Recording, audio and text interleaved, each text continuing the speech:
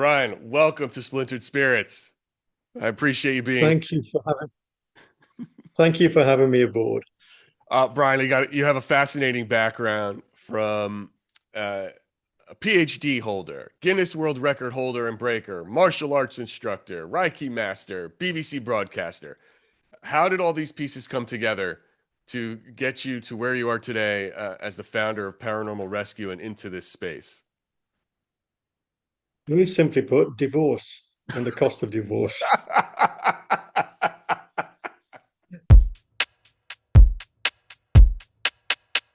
Welcome to Splintered Spirits. I'm your host, Gary, and I'm trying to find out the answer to the question, what are spirits? After following my nephew, John Santa, from @Santa Paranormal, communicate with ghosts regularly. Today, we're joined by someone who brings science, skepticism, and a sharp wit to the world of the unexplained. Brian Sterling-Vete, PhD, is the founder of Paranormal Rescue, a Guinness World Record holder, martial arts instructor, Reiki master, and former BBC broadcaster. He's written a best-selling guide on paranormal investigating called The Black Book of Scientific Ghost Hunting, shared the chilling true story of the haunting of Lilford Hall, and his upcoming book, Quantum Paranormal, promises to connect physics to the paranormal in groundbreaking ways. Get ready to expand your mind without drugs when you hear that part. With his mix of humor, logic, and firsthand experience in some of the most haunted places on Earth, Brian wants to expand our understanding of what spirits might be. Let's dive into the conversation. Great. There's the one word answer. Your ex-wife. I started out as an exercise. Well, not quite. She was an Olympic champion, actually, an Olympic spending champion. I didn't know there was that category, but apparently there is. Oh my God. Keep going. She was a gold medalist anyway. And I'm sure it's a very hotly contested category, that, but anyway, I started out life as an exercise scientist. I always had this penchant for sport, exercise. Ended up coaching the four-time world's strongest man because I turned my back on academia. And unfortunately, the divorce sent my chain of gyms, it was only a small chain of gyms and fitness centers, into a spiral that I couldn't get out of. So I went into the media and became a stuntman because it was the only opportunity that presented itself. I was already very fit and strong and done martial art for many, many years. And decided, why the heck not? Someone wanted to pay me a lot of money to jump off a building and set myself on fire. Why not? So that was my road forward. And the Guinness World Records, I think there's only one that still stands, and that's the plate spinning record. We did that for, in fact, everyone we did for charity in one way or another to raise money for good causes. But the Not current your one, ex-wife. I believe, still It stands. wasn't for your ex-wife you were raising money for. It was for. No, no, no, no, no, no. That was long gone, long gone. So that was a lot of fun. Martial arts has been with me all my life, since the age of 12. Still teach occasionally. And you know when you've been in it a long time, because you get these things called Lifetime Achievement Awards, which is just another way of saying you're an old bugger. And you've been around a bit too long. So Oh, it's great. It's a what great the heck? sport. My son is very much into it for a while. Now he just recently he combined his love of fighting and swimming, and he started playing water polo. So that has become Huh, his new obsession. Um, now, fascinating stuff. so But yeah, I was in and out of the BBC from time to time. During the halcyon days, as I put it, it's all changed now. And I don't want to be on the sharp end of current affairs and news anymore. So that was my pathway forward. And occasionally people still remember me, like the National Health Service during COVID. I am back as a consultant to the National Health Service for my exercise system and stuff like this. So it's amazing how things turn full circle and people go, I remember him. Let's go get him. oh, sure, That's right. Yeah, that's how it works. And now, And you can tell on this recording with my eyebrows, I look like Ming the Merciless from. sure, sure. But that's because my eyebrows were burned. In fact, the side of my eyes were burned From here and here, your and stuntman they never days. grew back. Yeah, it went through my mask. It's a good look though, man. So, I gotta tell you, it's very like oh, the serious. meaning the merciless look. Yeah, yeah. Well, just I like just want the cloak. just have like the it's got a gravitas look to it. Like I'm to be taken seriously.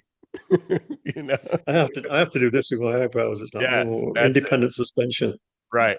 Exactly. Here's what I'm here to talk about, and you will listen.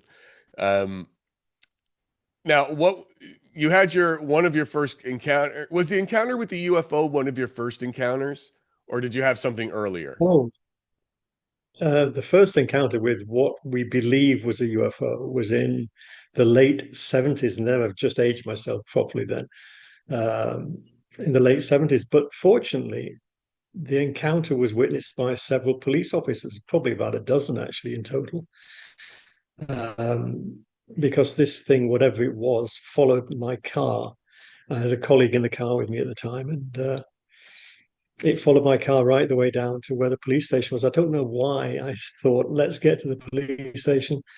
If someone's going to beam you up and take you away and do all sorts of experiments with you, what are they going to do to stop it? But it seemed like a good idea at the time, Sure. and it did verify that what we had encountered was something.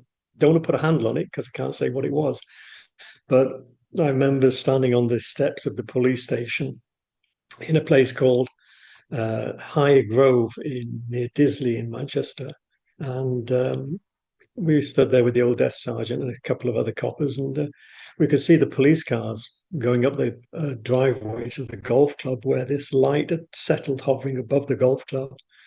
And as the police cars got close, it just went straight up into the sky. Was that your very And first they experience? were able to contact. That's our first experience, yeah, my first experience. And And is that what then turned about a you on? decade and a half later, Was that is that what turned you on to no, not the really. paranormal space, or how did you get really interested? No, What got you really interested in first, or did this just confirm it? Like I have to start looking into this. it, I'd always had an interest in the in mysteries that were supposedly unsolvable. And I thought, well, there's got to be, it's got to be methods of researching these because I don't believe in magic. I don't believe in anything like that. But I believe there's always a mechanism underpinning these things. And if UFOs are real, then there is something underpinning them. It could be the military. It could be something that exists on Earth here that we do not know of, or it could be from somewhere else other than the Earth. We just don't know. It could even be interdimensional. The fact of the matter is, we know these things exist, these multi-dimensions exist. Why can they not be interdimensional? That's another interesting thought. That would explain why UFOs are seen shifting shape as they pass through. If you imagine a five-dimensional shape entering our three-dimensional world, Well, it yes, would and I want to account get for into. some of the I, unusual. I want to talk about that with you. I want to get to that. That sort of take on paranormal for sure, but I want to get to in a minute. But I want the audience to really understand you and sort of your background getting into this space because it is so interesting. And is there, as you start to study it and evolve with it, so coming out of where did that UFO experience happen in your sort of professional timeline? And then how did you take, where were you in your life when that happened?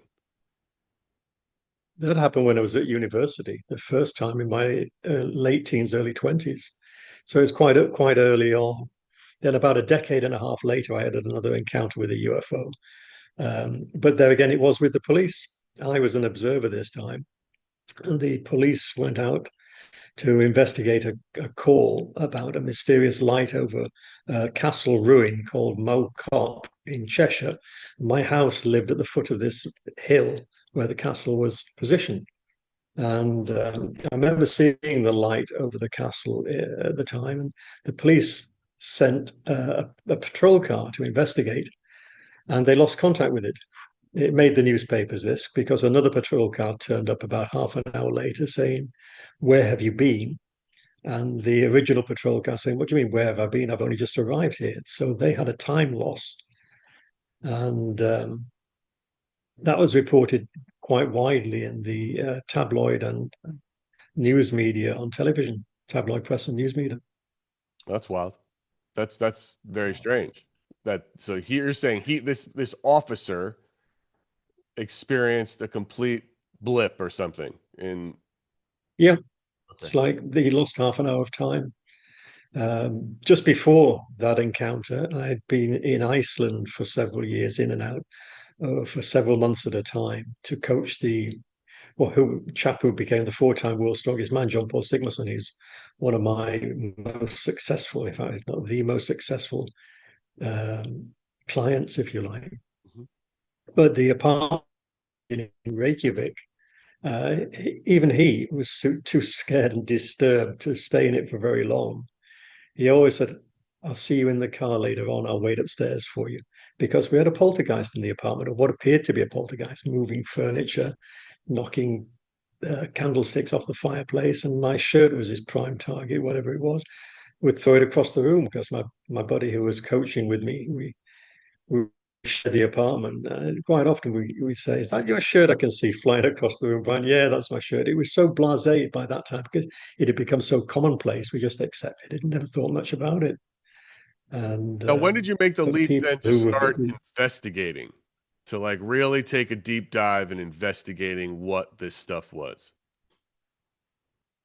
the pivotal moment for me in terms of becoming a paranormal researcher full time was in 2012 and 13 when I was involved in a documentary produced or producing a documentary about Robert Brown, who is the arguably the founding father of the United States, This is the because he's Lilford the man that Hall. got the pilgrims.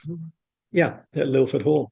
He got the pilgrims onto the Mayflower. In fact, 80% of the people on the Mayflower were Brownists, not pilgrims. The word pilgrim apparently didn't enter the local vernacular until around 1830-ish. So they were Brownists that So came he, over, by kicking these followers of people out Robert of the Brown. country, he Basically, yeah, yeah. Off offhandedly, you go. We don't want you. yeah, Goodbye. founded, right, helped found America. Sure, I'll buy it. Makes sense. But Robert Brown was an interesting guy. This Lilford Hall estate where he lived most of his adult life, it was the home and birthplace of President George Washington's mother. It was the place where President Quincy Adams' family came from. And a direct descendant of Robert Brown was the first person to fire the official shot in the War of Independence. So this one person has all these fascinating links to the United States. And arguably, the United States wouldn't be the country it is today without Robert Brown. In fact, his words are in the Constitution. All right. And so you're in a documentary. You're in this house to do what did they Lilford bring you in Hall, for? well, they brought me in to direct because it was, I should say, my area of expertise. I've always been interested in history, and I love researching that. They had a full-time historian on the shoot, and I accepted the documentary. Um, and let me start that again. They brought me in to direct the documentary about Robert Brown and the Lilford Hall estate because I've always been interested in history, Mhm. and it was sort of my pet subject for many years.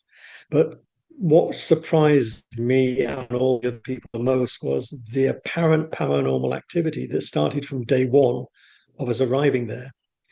It was November 2012. It was a cold, bleak sort of time in England. And When is I it had a not crew of a 12 people descend on Lilford Hall.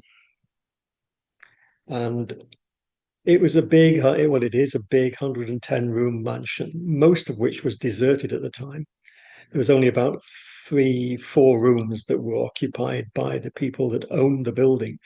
The rest of it was just derelict, and it was enormous. It was spread out all over the place, and it even had secret passageways and everything. Anyway, the first night we were there, we unloaded the equipment, got our stuff squared away, and decided to go out and get some food in the local village, and then bed down early for the night and start the next day in earnest. So we decided, because it was cold, a cold, bleak November um, time, we decided to close all the windows and doors that we possibly could to keep as much heat in that we could into the building, because it was a big, old, drafty place. So which we did, and then we drove off, got some food, came back, and as we're driving up the driveway, lights fall onto the facade of Lilford Hall, and many of the windows that we had previously closed were wide open again.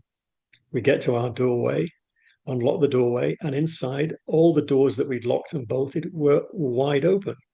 So the first thing we thought is that there's someone else in the building. We knew the place was empty, so we didn't say how that was possible unless it was sneaked in for ulterior motives. So we went round as a group. We stayed together, and it takes about 20 to 30 minutes to go round the whole building to come back to where you started, which was in the lower kitchen area of the west wing. And guess what? By the time we got back to the start position again, the doors were wide open again. So no matter how many times we closed the doors and windows, they were open. That's when we got to realize that there's something more going on, because it wasn't normal. There was definitely nobody in the place.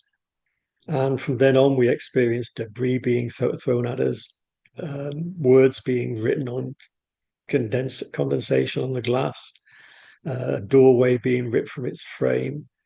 And the historian uncovered something really unusual, that what is now the front of the Lilford Hall building was originally the back. And on the lawn and the paddock area at the front of the building, there was a village, and there was a church, and there was a cemetery. But the village was moved, the church was moved, the cemetery was moved, but the bodies were not apparently moved. There's no record of them being removed. So theoretically, there's up to the historian estimates up to 2,000 people still buried on deconsecrated ground under the lawn of Lilford Hall Estate. Well, that's terrifying. It's like just straight out of Poltergeist, isn't it? Yes. Yeah, for sure. So whether that had any bearing on what we experienced, I don't know. But for sure, the place it was, I hate to say batshit haunted, but I'm afraid those are the only words I Oh, can that makes really the most find to sense. describe it properly. All right, so then you come out of that experience, and it's okay. You want to apply a way to investigate. You want to start your investigative journey as opposed to now being a producer director, and you want to get into it. Did all of your How did you utilize this fascinating background and apply it into your investigations? What kind of methodology did you create for yourself? Basically followed scientific methodology in everything that we did. Being an open-minded skeptic as at every possible occasion, and that was the way forward, I thought, to try and get some respectable evidence, or hopefully get respectable evidence, which we've still not achieved yet. But that was the way forward, I thought. Apply the scientific methodology, because if we do find something, then it's going to be better perceived by the community, by the scientific community. It would be had we just taken a sort of laissez-faire, is there anybody there approach, and use balloons and cat balls and stuff like that. Is that what inspired you to write the Black Book of Scientific Ghost Hunting? Like going through this and Yes, creating a sort of a blueprint for others, or was it trial and error? What was the process of that? a little bit of both of it is. There's always trial and error when it comes to the paranormal, because let's face it, we're all shooting in the dark. We're all feeling around in the dark, because no one has the blueprint yet. And indeed, is there a blueprint? We've got to ask that question. There may not be, because there may be multiple reasons for apparent paranormal activity. But yeah, I decided to actually write that book, because everything that we'd encountered thus far was always a little bit spiritual based. And there's nothing wrong with being spiritual based, because we are Reiki teachers ourselves, my wife and I, and I accept and understand intuition. But when you're approaching a paranormal investigation, I think you should take the spirituality off the shelf initially and follow scientific methodology. as the primary basis. That's your foundation to build on. And then you can build in layers upon layers from there onwards and build your spirituality into it and things like that. How did you find the balance between traditional ghost hunting tools and applying those to your scientific method? Can you walk us through some of those steps and processes and what you like to do in a new spot? Well, there's not much to be said, really, in my opinion, about the traditional ghost hunting tools because an electromagnetic field meter, they're generally not used correctly anyway. People wave them around and get erroneous readings from them. And the big, I think the important question to ask is, how do we know that paranormal entities are electromagnetic in nature? We only suspect, we do not know. So it's shooting around in the dark. And again, and all the tools that you use, temperature gauge readers, barometers, they're all layers. None of them are individually the panacea that people think they are. So you get to things like an ovilus can be a useful tool, but it's really speaking just another layer. You're It's talking not about it's not a hard. yeah, that's that spirit box that you can see the words on it, that like $600 spirit box thing, right? Yeah, yeah, that's an ovilus, a very expensive spirit box. Sure. We do occasionally use what a device called an SB11 spirit box. Sure. And we use that using something called the Estes method, whereby the Sure. receiver of the information is on headphones. They have a Got a little blindfold on. SB7. We're in the other. Yeah, there you I go. started messing There you around with. go. Very handy. It's a handy dandy device. The SB7 fits in your pocket. Yeah. So Um, you understand where I'm I coming from do. with that. They can What be do you very think of useful. I ask everybody this about the Estes method, and it's because for a while I had a hard time getting my head around it because it looked really silly to me. Right. And by the way, I'm new to the paranormal, the whole world. I'm really just fascinated. I'm just someone with really interested in understanding what is happening after I've seen some of the stuff that my nephew does and the responses you get. But what do you think? Why the Estes method? Why, because I always looked at it as, well, why am I listening to this guy? It seems like we've added a middleman. Why don't I just hear from the ghost itself and listen to the spirit box? But instead, I've got to now have this person tell me what the spirit box is saying when I could have heard it directly from the source. So what is your Very good question. Estes method, and why do you use it or put weight into it? Very good questions. I believe the Estes method is useful because it eliminates a lot of auto suggestion. If you're listening as a group to a supposed communication through a spirit box, and someone goes, "It said, I'm Satan," or "It said Satan. Did you hear that word?" Then the suggestion contaminates other people. They say, "Yeah, I heard Satan." So So, pareidolia, okay, sort of eliminate pareidolia seems to be the basically, yeah, or minimizes because there's the interpretation of the receiver, the chosen receiver. Unfortunately, there's one lady on our team who is always the chosen receiver. She's the parapsychologist from Manchester Metropolitan University. Uh, so she always gets dumped with that task, but she seems to enjoy it. And we've had some very interesting results. We were called into I can't tell the specific names, but we were called into a beautiful old converted farmhouse into a luxury dwelling in a place called Shropshire in England. This was about 2020, and there were two problems that these people were encountering. One was that the grandson, when he stayed, was experiencing a shadow figure with burning red eyes, menacing him, traveling around his bed, hovering over his bed, sitting on his bed. Anyway, it reached a point, this was Christmas in 2020, whereby the whole family descended on the farmhouse. The young boy had his usual room, but the next morning, Christmas morning, when he should have been there, all keen to open his presents, he was in tears because of this shadow figure that had menaced him the previous night. So his mother said, "I'm going to spend the night with you in your room and show you this is absolute nonsense." So Christmas night, she spent the whole night there with the son, trying to disprove this, but instead she encountered the same thing.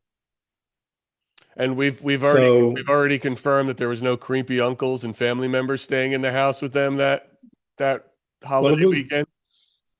I won't go that far, but who knows? With a little bit of Christmas booze and a creepy uncle, you could be in business there, couldn't you? Yes. But anyway, the other problem that was happening around that same time was the dog was being attacked and whimpering and being seen as if it was being shoved across the room by unseen hands.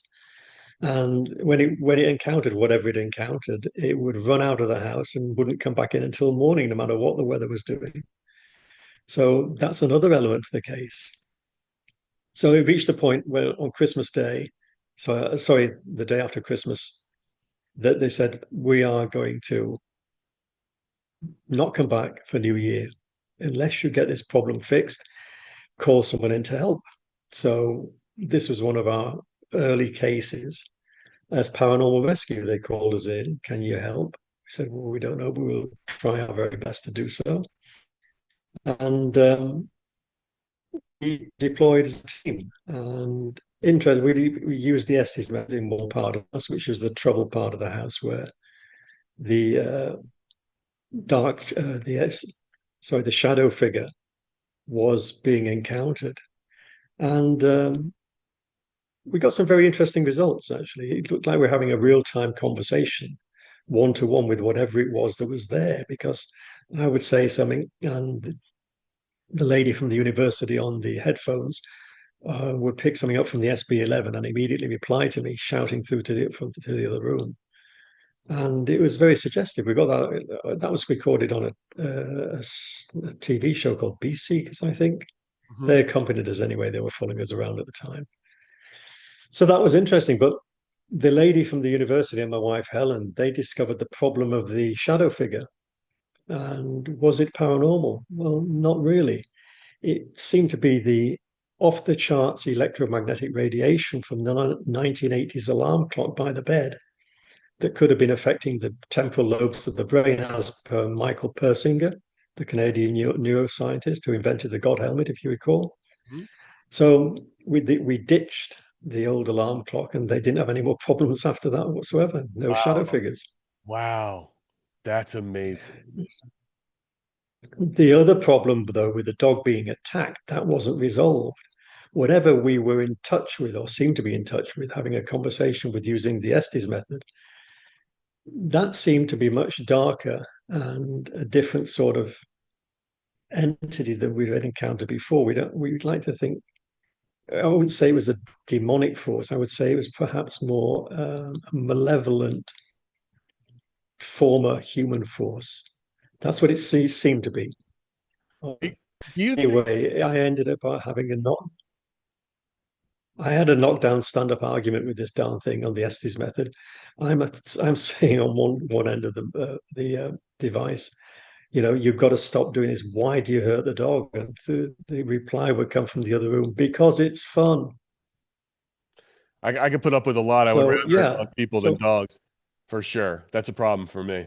Uh, you know, me too. attack people all you So want. I actually said to it, look, you're going to be I will exorcise you. I will do whatever it takes to get rid of you. If you want to stay here and you want to coexist, that's fine. But you don't attack the people. You don't attack the dog.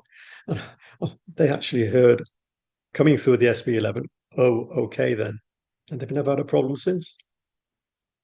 Sounds like you had strong intent to handle whatever it was that it believed you that you could That's stop it. that's one thing I'm blessed with, is strong intent, and a lot depends on the client's preferred approach, because if you have an atheistic client, for example, and you take a religious approach to a clearing, it's not really going to work, and vice versa. So we try and tailor the approach we take to best suit the needs of the client. Let me ask you this: Do you We have had one. do you have like a mental health professional on your team? Like, so when you get a call, I imagine Paranormal Rescue gets emails that you do have to vet, right? In sort of some instances before you really, what are the steps before you even walk through the door to say, all right, this this could be something as Well, opposed if to we get it, Looney Tunes. you're right, we get some emails, very colorful ones sometimes. Some are off the charts. I just don't know where they're coming from. Some people are talking about Pisces demons and all sorts of stuff, that things I've Sure. never heard of. Pisces demon. Um, yeah, it's just crazy stuff. But what we decided was that we needed a filtering mechanism. So I asked Kelly Curtis, the lady from Manchester Metropolitan University. I said, Kelly, will you come up with a scale of whereby we can vet these people? Call it the Curtis scale, I said. So it started the Curtis scale. She worked on it there with the university and developed this way of analyzing people's intent. And it's never going to be foolproof, but it takes a lot of the guesswork out of, are these people crazy or not, or they're a potential genuine customer. Right. So Right. Okay. Just making that's sure what we that we. use. We deploy the Curtis scale. So, and then as an investigator, when you're, as you look at, the process you have versus what you've seen others do you think there are investigators out there that lean too far into belief, religion, and not enough into critical analysis? For me, I speak for me personally because everybody's got their own way in life, and it's not for me to tell anybody what they should be doing in that respect. But I would prefer to see a more rigorous scientific methodology pursued rather than just straightforward. It's a demon and just put a handle on it that we really haven't got a clue. Because let's face it, if a demon came to your studio now and sat next to you, would you really know? Because we've no clue what the species characteristics are. All we do know is that what is supposedly reported about them. Right. No, that makes sense. And well, and this is a good segue into sort of your next book and what you started to talk about earlier, which I definitely wanted to touch on. So you have another book coming out, right? Quantum Paranormal, which this Yes, idea I'm starting to hear a lot more from investigators, academics, to even mediums. This idea of quantum dynamics, quantum physics, alternate realities, even past life regressionists, in a way, believe in different timelines. It's not, past life is a misnomer. They really believe everything, everywhere, all at once, is happening, and we're experiencing everything in the same time. And this is just a different timeline, a different dimension. Talk to me about why you took a turn into this avenue of study when it comes to paranormal investigations and what you've discovered. like yourself, Gary, I was intrigued by the increasing number of reports of people reporting potential quantum connections or supposed quantum connections with their research, but no one had seemed to join all the dots and carry on into a sort of more thorough research approach with it all. I was very lucky because my immediate neighbor where I live is a retired professor of physics, quantum specialist for Manchester University. So I had old Angus there that I could call on for specialist information whenever I needed it during my research phase. Uh, but I actually thought when I started out the research for quantum paranormal that it would cement and drive a deeper wedge and cement a deeper wedge between spirituality, religion, and science. But instead, would you believe that it did have the opposite effect? It actually opened the door for potential and highly theoretical scientific mechanisms to explain things from what could be perceived as a religious perspective. How so? Now, I'll explain that further, if I may. Please. For example, it all really starts for me with a concept of quantum consciousness, which was explored and researched by Sir Roger Penrose and Stuart Hameroff, where they had people dying under clinical conditions. These are volunteers, terminally ill people, at the Max Planck Institute in Germany. And Penrose and Hameroff posited that the soul could be quantum in nature and reside in something called microtubules that are released, and this material is released on death, passes through the microtubules into the universe. Now, interestingly enough, near-death experience survivors all report, or almost all report, seeing a tunnel, going through a tunnel of light. Tube, a microtubule, is a tunnel. So theoretically, and I say highly theoretically, there's a link. They all report, or nearly all report, living a lifetime in a moment, a distorted sense of time. Well, microtubules are part of the mechanism in our brain that is believed to govern our sense of time. So, bingo, another link there. They then most commonly report that they are, and they use the term across the other side of the universe. I don't know how they know that, but they're across the universe, floating as an energy entity in space. And they are conscious of a light on a dark collective, a mass of light energy and a mass of dark energy, and that they're being involuntarily drawn to one or the other. They're also conscious of other entities similar to them being drawn into one or the other masses or collectives.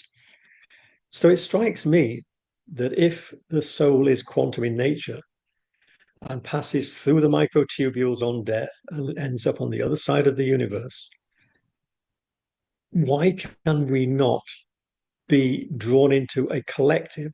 And this collective could, let's say, might not just have human souls in quantum souls, it could have alien quantum souls.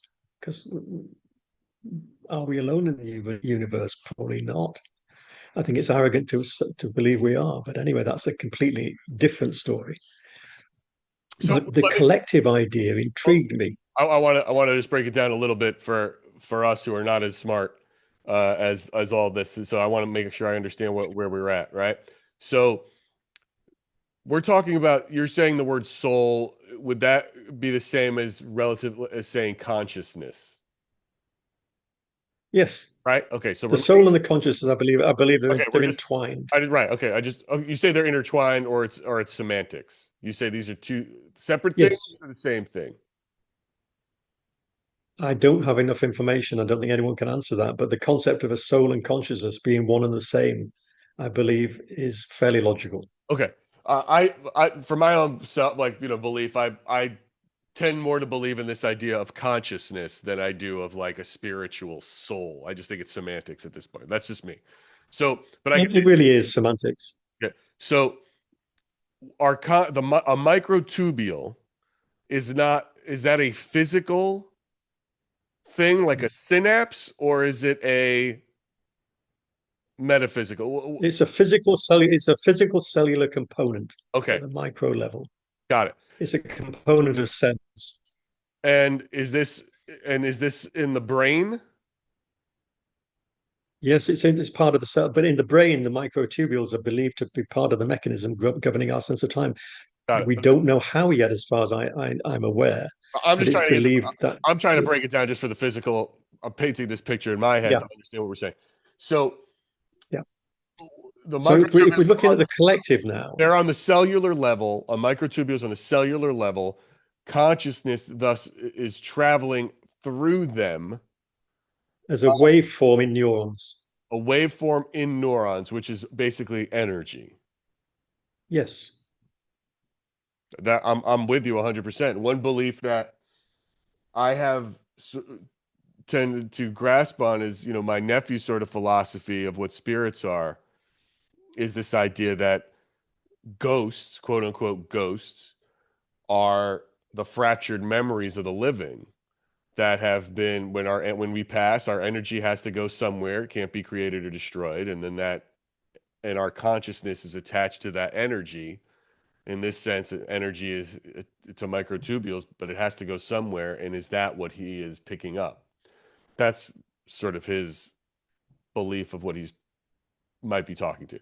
Okay, I believe that ghosts are a different form of entity that are encountered, but they're wrapped up again with quantum consciousness in a Okay. different way. And I'll touch on that afterwards, Yes. if I may. No, no, I want to get back to it. But the important thing I had is to break down what you said before everybody gets lost because I know I would soon get lost. It's a very deep concept, right?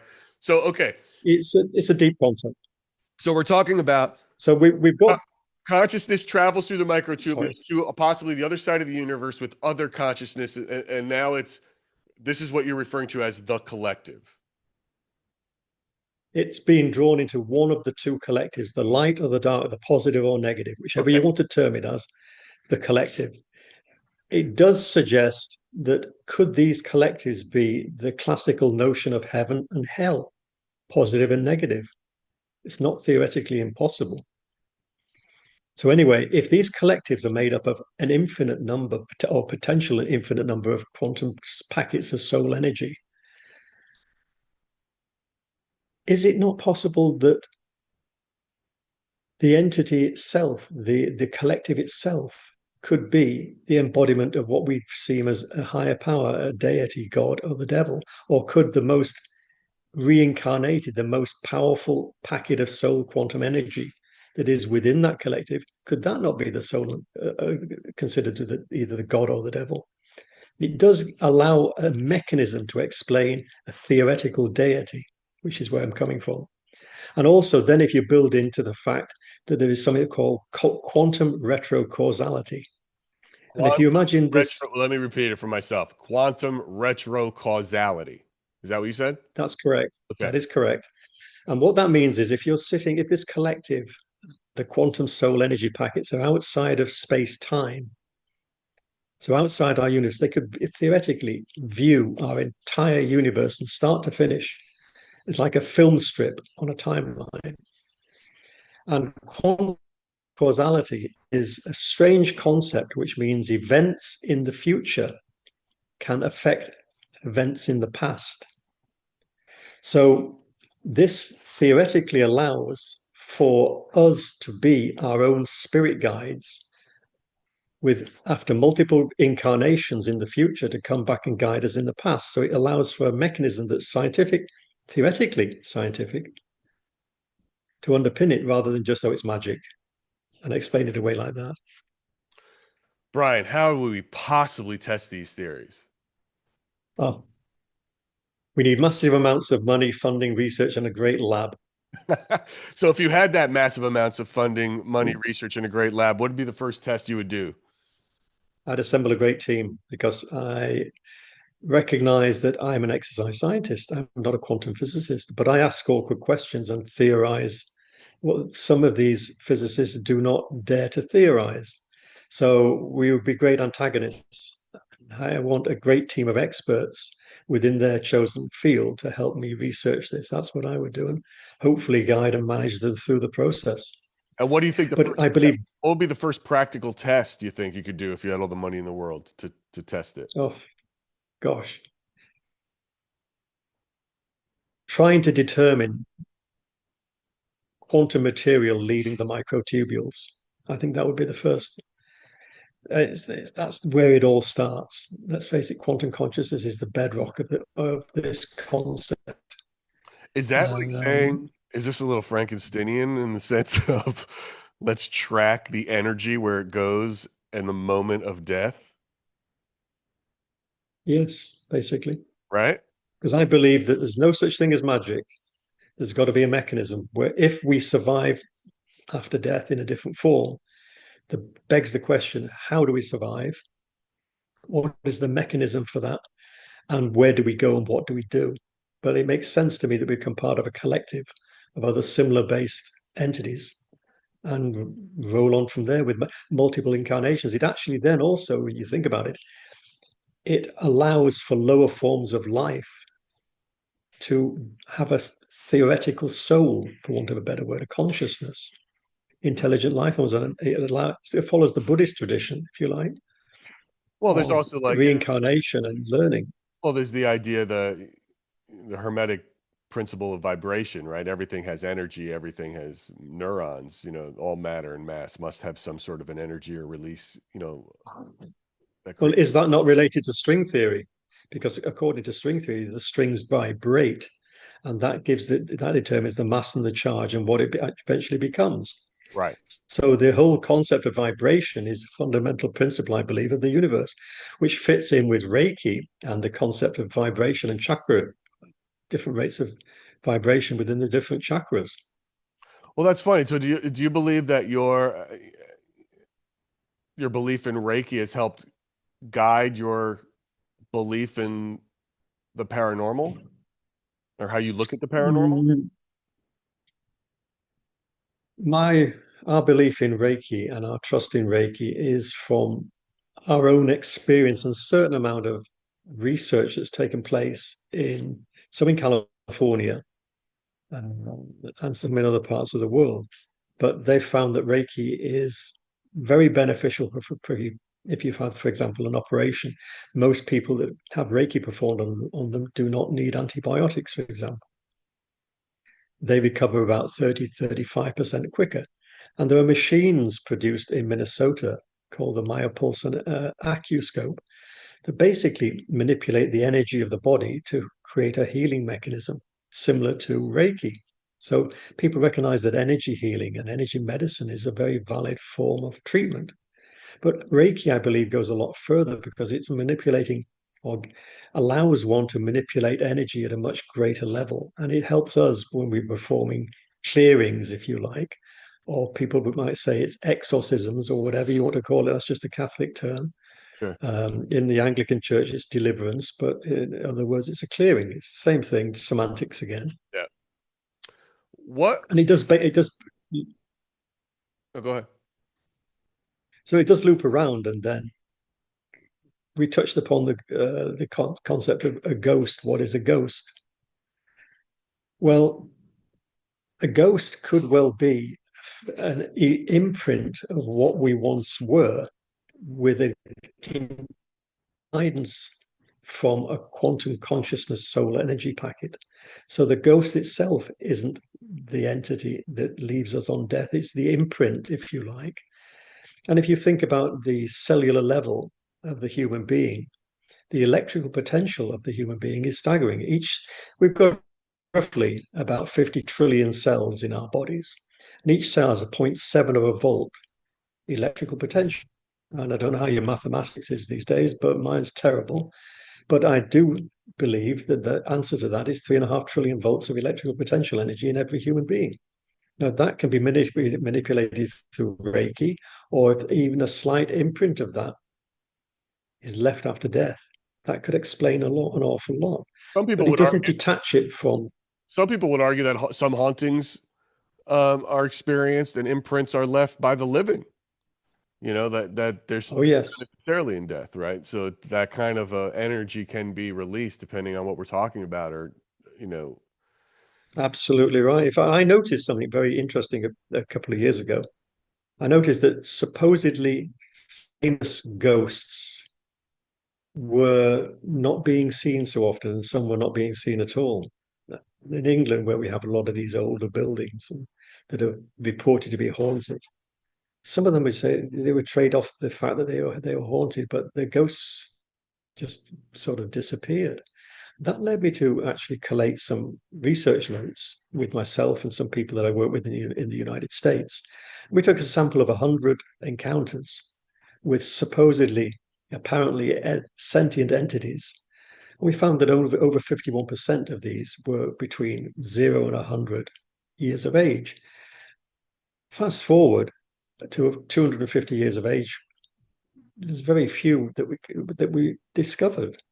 And now then, unless the energy can be replaced and replenished from whatever a ghost is, at the end of the day, it's going to conform to the second law of thermodynamics. And I had a brief sort of encounter in the newspapers in England, I think it was last Halloween, um, with Professor Brian Cox, the astrophysicist, who's made a bold statement saying ghosts cannot exist because they must conform to the second law of thermodynamics, which I broadly agree with. But that's also saying like a hot cup Tell of the coffee audience can't what the exist. tell the audience what the second law of thermodynamics is, because they're like, for those who don't know, because I certainly know what it is, but for the people who don't know, why don't you tell everybody Okay. what the second law of Okay. thermodynamics is? The second law of thermodynamics basically says it's why your hot cup of coffee goes cold. Any any body will lose energy, and it will go to a baseline energy level of the environment. So it's just about losing energy, and energy that will be naturally go back into the universe and go back into the environment. So it sounds complicated. It sounds like I'm very knowledgeable and know what I'm talking about, but I'm not really. Just learn a few words like this, and you're fine. Sure, sure. But yeah, it's like saying a second law of thermodynamics to say that the ghost cannot exist is like saying a hot cup of coffee cannot exist. It exists, it's hot for a time, but eventually it cools down and loses energy, comes online energy with the environment. So that's what I posit about the ghosts, that eventually they will lose energy and fade away. It then begs the question. So those ghosts that seem to persist further on than say 250 years as the benchmark, and it could be higher. I don't know. What is their energy source? How do they replenish? And also, if they don't replenish and fade away, what is the afterlife for a ghost? Is there an afterlife? Is time the same construct for a ghost that it is for humans? So is 100 years of time for them the same as 100 years for us? Because time is a construct; it isn't constant. So again, many more questions than there are answers, I'm afraid. No, for sure. I think that, from an energy standpoint, I think people give off different energy and people receive different energy as well, just as human beings, right? I find, I don't know what to make of it really. I've met a couple of mediums now, and some of them have said things to me that I am absolutely wowed by. And there's just no way I can't for the life of me figure out how they said it. But then I just have to look at it as if, their connection or their intuition, whatever semantic word you want to put on. I'll use intuition. I kind of like that because we all sort of have it. We all have a fight or flight in us that somehow says, someone walks in a bar, they look like trouble, and you feel like, I don't like the vibe the person's giving me, and you want to leave, right? We all have some of that in us. I think certain people might be tuned up, and that's, that gives them a certain natural ability that others don't have, much like, as with exercise and athletics, certain people, you can train everybody, but you're never going to train anybody to be like this. Some people just have that gift already going in that they're going to be an Olympian, and you can hone it, but you can't turn everybody into Olympian, or else everybody would be. So it's, there's just something genetically in them is different. And I think maybe that can feed certain people and they get a different reaction in a space versus some others.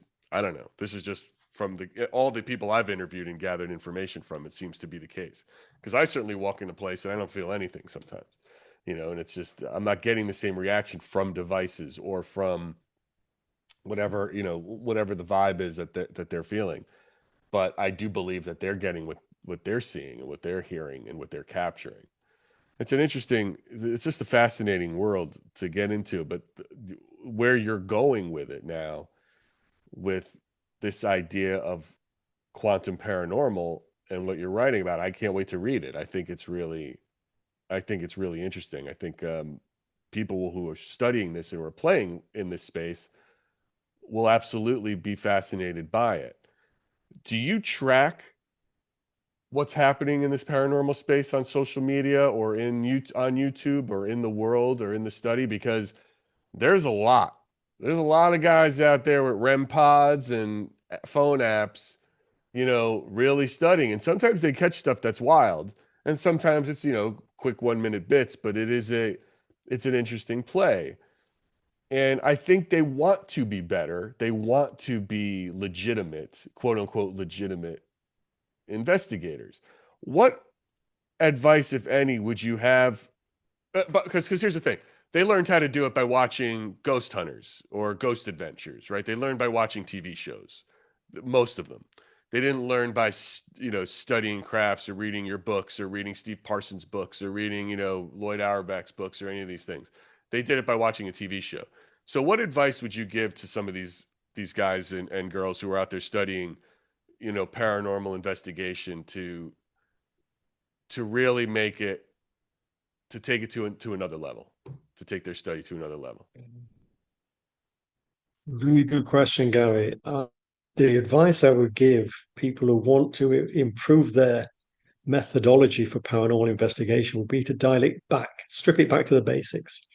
unlearn what you think you have learned and approach it all from an analytical perspective and learn to be analytical in all things and objective rather than accepting that, as we touched on earlier. Do we know if a REM pod works or not? Is a ghost got static electricity? Does it possess that quality? We do not know. Do we know that any of this equipment works? No. Does it possibly? Yeah. I think they've got to dial it back and go back to basics and follow a scientific methodology. In fact, in my black book of scientific ghost hunting, I produced a very simple flow chart of scientific methodology. And you can download these from the internet. You can get them anywhere, but it's a simple chart. You start from an experimental perspective, and depending whether you get the answers yes or no, it feeds you right the way through to a conclusion. And if there's nothing happening, you start again, you modify your experiment again. So that's what the advice I would give. Brian, this has been an absolutely great interview, and I really appreciate your time here to talk about this stuff. Uh, where would you like people to go to find out more about you, about your next book? I guess that'll come out. Quantum Paranormal will be out everywhere, I assume. You can go to Amazon and get it. We'll certainly have links to it here, Absolutely. which will be I was great. going to officially launch it. I was going to officially launch Quantum Paranormal at Easter. And my publicist said, fantastic, we're all lined up with a slot in the newspaper, provided there's no world event, we're fine. What happened? The Pope died. So Right. he grabbed all the headlines. Made me wonder, actually, when the Pope dies, is that getting a promotion, technically? Makes you wonder. Good one.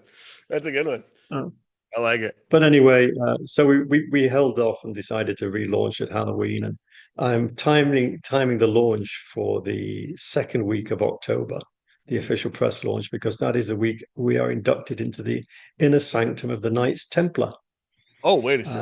And Wait a minute. You are going to be inducted into the Knights Templar.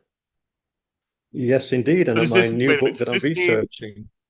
walk me through this? I was going to say goodbye, but now I have to know. Does this mean you're going to find out where the Holy Grail is or some shit like that? Like, what are we talking about? What does the Knights Templar mean to? What is that? That feels like the Society of Secret Societies.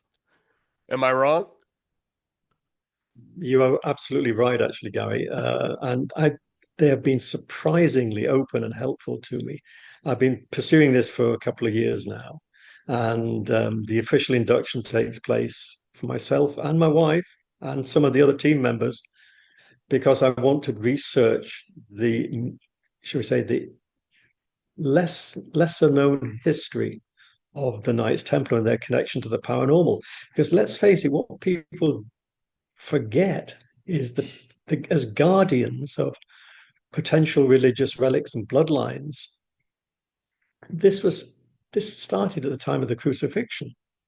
It didn't start in 1118 when the Templars were officially formed. They've been going on for centuries before that. So the people that were doing this before the formation in 1118, they're the ones that hold the innermost secrets, the guardians of the Grail, perhaps the guardians of the Ark of the Covenant. But this is what I'm researching for the next book about the paranormal connections to the Knights Templar, and I'm rehearsing it from the inside rather than from the outside, which is a real bonus. Oh, And I be feel like careful, I'm dude. going I on my feel own like, Indiana Jones quest. yeah, man, be careful. I feel like you give away too many secrets. We might just, whatever happened to Brian? We don't know. We haven't seen him in a bit. He might disappear somehow. I don't know. That sounds like something you might want to really be careful about how much of these secrets you tell once you're inside. But if you can tell them, I can't wait to have you back on once you've really investigated it and share with us these stories. Well, It's fascinating. I'm, I, I imagine that the book will take a while to put together, but given the notes that I've already got for the last couple of years of involvement with them, once I'm on the inside and gone through the entire process, I'm hoping to release this new book for next Halloween. So maybe we could team up again next year. I would love it. I would love it. This is really interesting, Brian. You got your wealth of knowledge. I really like the angle you're taking. For us here, for Splintered Spirits, it is about getting a lot of different perspectives and trying to have a little fun with answering the question of what are spirits and understanding what's going on and what people are seeing and what they're getting, and getting an education on your experiences, hearing your stories, what you've lived through, how you look at it, how you approach it, and how you still keep an open mind about it. It's fun. May I just Fun interject? and inspiring. May I just interject on something? Please.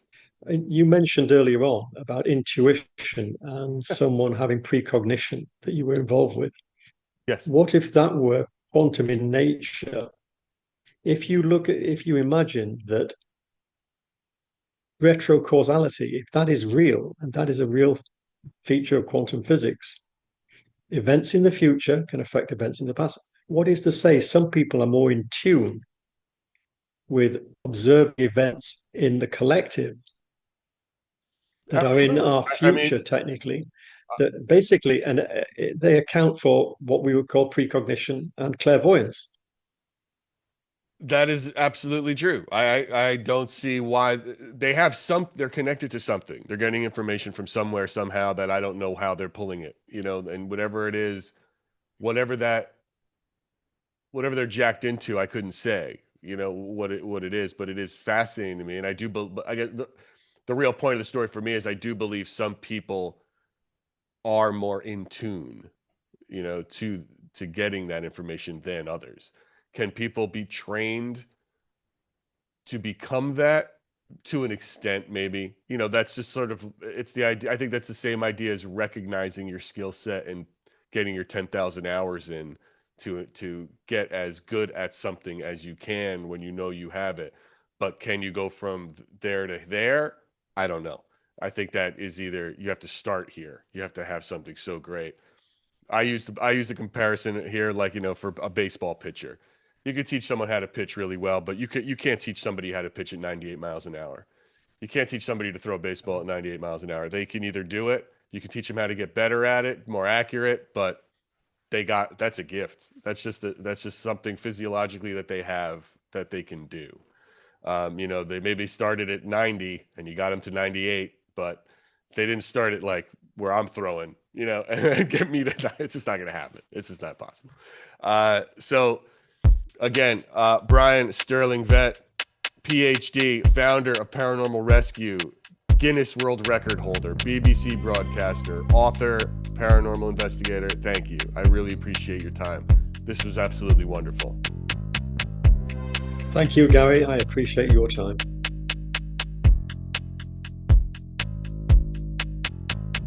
Well, that's it for another episode of Splintered Spirits. Be sure to like, share, and subscribe to our YouTube channel, Spotify, or wherever you get your podcasts. Until next time, stay curious.